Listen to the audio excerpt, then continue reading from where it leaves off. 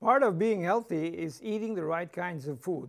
Tara, pakinggan natin ang devotion natin ngayon on this topic para sa series nating Healthy and Well. Eat responsibly.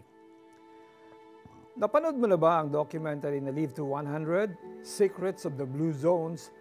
Na-feature rito ang 5 communities mula sa iba't ibang bansa kung saan ang mga tao ay mahaba ang buhay at malalakas pa ang pangangatawan kahit na sila ay 90 to 100 years old na.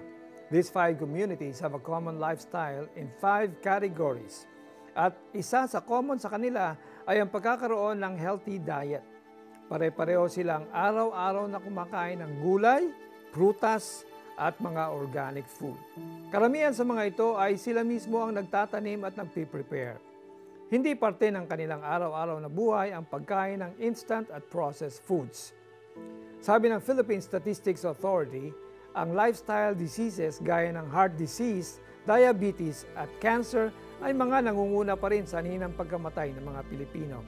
These illnesses can be avoided if we are mindful and responsible enough with the way we eat and live our daily lives.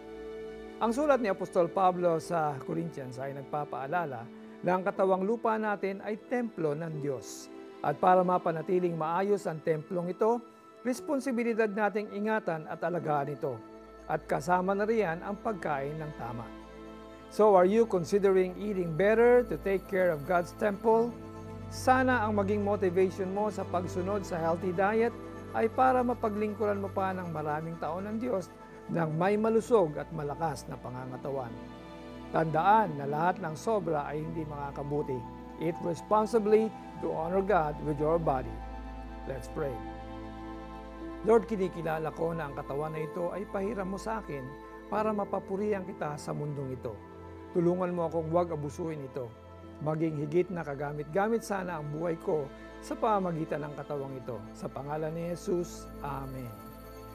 Mag-research ng healthy meal plan na susundin mo at ng iyong pamilya araw-araw sa loob ng 1 buwan.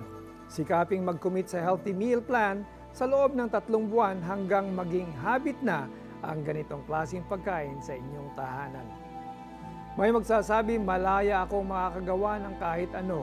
Ngunit ang sagot ko naman ay hindi lahat ng bagay ay nakakabuti. Maaari ko ring sabihing maaari akong gumawa ng kahit ano, ngunit hindi ako magpapaalipin sa anumang bagay.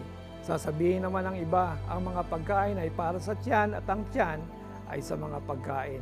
Totoo yan, ngunit parehong sisirain ng Diyos sa mga ito.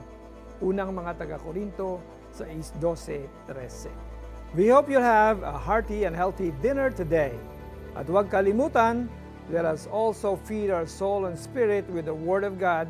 Kaya see you tomorrow for the continuation of our series Healthy and Well.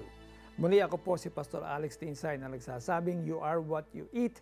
Ingatan natin ang ating katawan for the glory of God. Have an amazing day.